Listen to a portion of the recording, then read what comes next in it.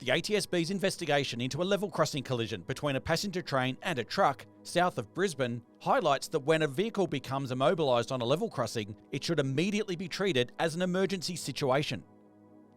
On the morning of the 14th of August 2025, a Queensland Rail City train passenger service was travelling on the Gold Coast Beenleigh line towards Altandi station with about 300 passengers on board. At about this time, a Wilton's Transport B-double truck departed empty from a recycling facility at Runcorn, south of Brisbane, having just delivered a load of cardboard and drove towards the level crossing on Bone Mill Road. While attempting to turn left onto Beenleigh Road, CCTV cameras at the level crossing recorded the truck's wheels starting to skid before it came to a sudden stop. The prime mover and the A-trailer had cleared the rail corridor, however the B-trailer was still obstructing 2 of the 3 rail lines. After trying multiple times to move the truck, the driver exited the cab and went to inspect the area between the A and B trailer. Around this time, the train, travelling at about 66 km an hour, was approaching the Oates Avenue level crossing near Trinder Park Station, about 5.5 kilometres from the level crossing at Bone Mill Road. As the truck driver continued to inspect the area between the trailers, the level crossing warning equipment activated about 4.5 minutes after the truck became stuck. The half boom of the crossing lowered, with the tip of the boom piercing the curtain on the right side of the B trailer before stopping in the down boom position. Now travelling at 96 km per hour, the train was less than 1 kilometre from the level crossing. After passing Fruit Grove Station, the train driver recalled noticing a large shadow on the tracks ahead and activated the train's country horn. While travelling at about 99 km per hour and when about 317 metres from the level crossing, the train driver realised the shadow was in fact a truck. The train collided with the side of the truck's B trailer, pushing it towards Beenleigh Road. The front of the train came to a stop about 52 metres after the point of collision. The train driver would later recall to investigators they activated the emergency brake before operating the main circuit breaker emergency trip to lower the pantographs before bracing for the impact. As a result of the collision, there was substantial damage to the truck, to the front of the train and level crossing equipment.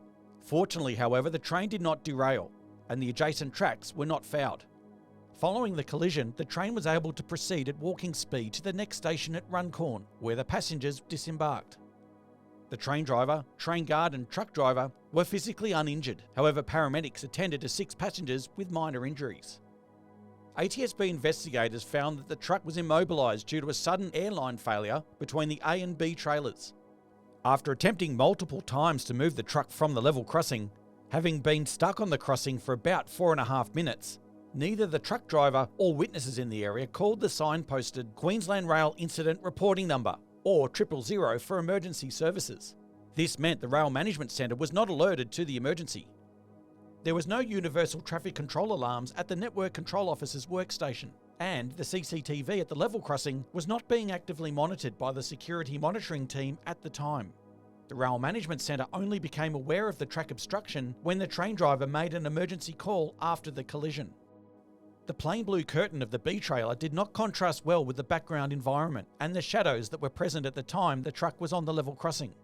However, upon identifying the track obstruction, the train driver's swift actions in applying the emergency braking and activating the main circuit breaker emergency trip to lower the pantographs, in combination with the truck being empty and stationary at the time, likely reduced the severity of the collision. Accidental obstruction of railway tracks should always be treated as an emergency. In the event of a vehicle becoming immobilised on a level crossing, those inside the vehicle should immediately move away from the vehicle and rail track. The next priority is to report the emergency using either the signposted incident reporting number or 000. Once alerted to an obstruction, Network Control Centre personnel can take immediate actions to stop rail traffic in the area.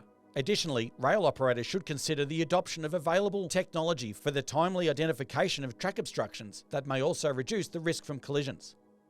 You can read the final report on the ATSB's website by searching RO-2025-006 by the link in the description below or via the link in our bio.